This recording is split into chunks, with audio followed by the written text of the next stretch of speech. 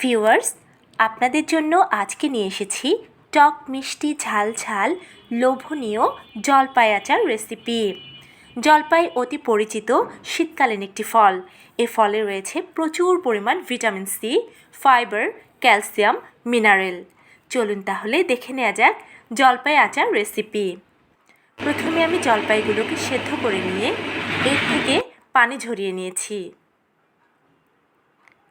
এখন একটি প্যানে দিয়ে দিচ্ছি পরিমাণ মতো সরিষার তেল। তেল গরম হয়ে এলে দিয়ে দিচ্ছি কয়েক টুকরো লাল মরিচ, রসুন, গরম মশলা, দিয়ে দিচ্ছি তেজপাতা, ধনিয়ার গুঁড়ো, এরপর দিয়ে দিচ্ছি স্বাদ মতো লবণ, এলাচ ও দারুচিনি।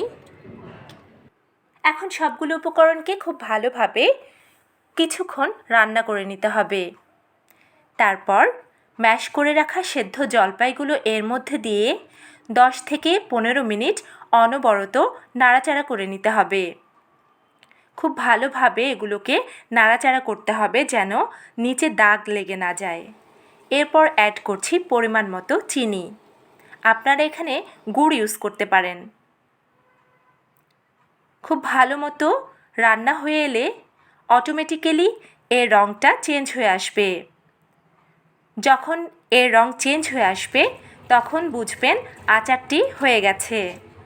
চুলা থেকে নামিয়ে এখন এগুলো আপনারা পরিবেশন করতে পারেন।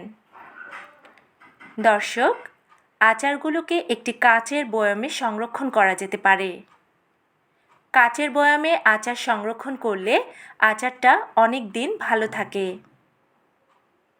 দর্শক, আমার রেসিপিটি আপনাদের কেমন লাগলো অবশ্যই কমেন্ট করে জানাবেন। আজ বিদায় নিচ্ছি। সবাই সুস্থ থাকুন, ভালো থাকুন। আল্লাহ হাফেজ।